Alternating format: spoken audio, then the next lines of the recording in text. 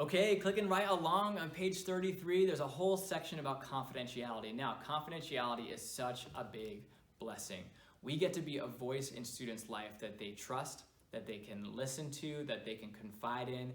And so we have to have a level of confidentiality with our students, that the things your student tells you can stay between you and them. You have to be a trusted and safe person. And so we want to encourage you to have a level of confidentiality with your student. But sometimes there are things that students will tell you that may raise a red flag, and you're like, uh-oh, I need to tell someone about this. Should this be a confidential conversation? The big question on page 33, it's underlined: how can leaders create this safe, confidential environment where students can trust them and yet actually help a student when it comes to life more difficult issues?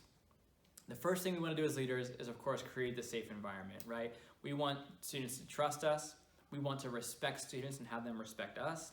And we want to love students for who they are. We want to create an environment that encourages communication in a confidential setting. So, of course, let's trust students. Let's have students trust us. Let's have them respect us, and we respect them, and let's love them well. And let's verbally tell students that we love them, we respect them, we want to be a safe place, and that we want to be a place where if they have hard things, they can talk to us and it'll be safe. However, at the bottom in the red text, students should know that a safe environment does not mean a secret-keeping environment. Yes, the things that happen in small group stay in small group. Yes, what is said to you can stay between you and them, but sometimes things that a student will say to you require parent awareness, professional guidance, or a documented legal report. And students should know that though you're trustworthy, sometimes you will have to tell another trusted adult about something they say to you. They should know that if you ever break confidentiality, it is because you have their best interests in mind and are only doing so because you love them and want the best for them. So if you ever, well, let's just talk about when should you break confidentiality? When does the line cross between this can stay between me and a student versus I need to tell someone? You should break student leader confidentiality at any time that you discover that a student's physical, mental, or emotional well-being is at risk.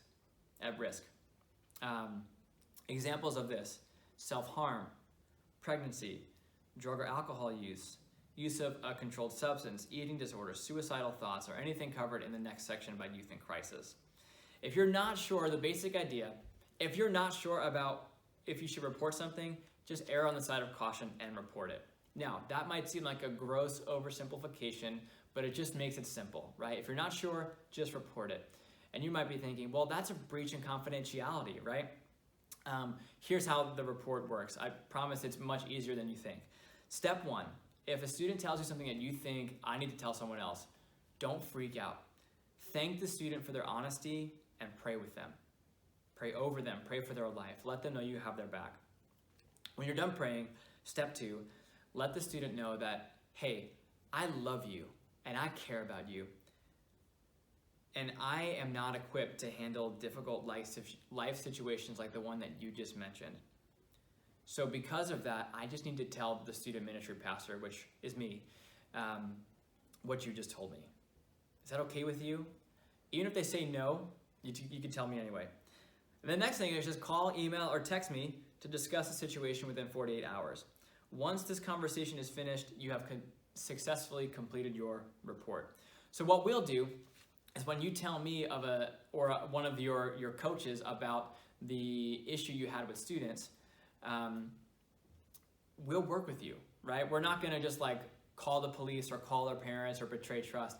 No, we're gonna work to find every situation is different. We're gonna work to find the best way forward in this situation with this student at this particular time, right?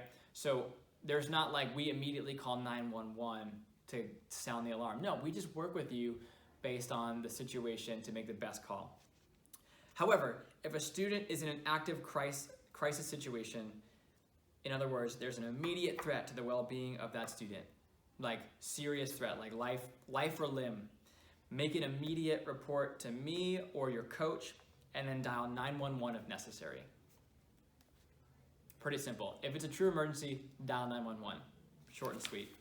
Now, youth in crisis. I need to talk about this because this is a legal thing. As a student ministry leader, you are considered a mandated reporter, which means that If a student tells you about something that you are required to, by law, to report, you got to do it.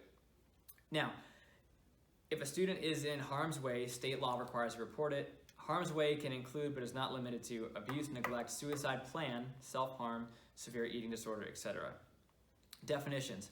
You can read physical, sexual, child neglect, or suicide plan. Again, how to make a report on these things is the same idea. Pray with the student, thank them for their honesty, let the student know that you can't handle this on your own. And so, or you as a leader can't handle this on your own, and so you're gonna tell another trusted adult, either your coach or myself. Step 3, tell that person and we'll work with you to figure out the best course of action.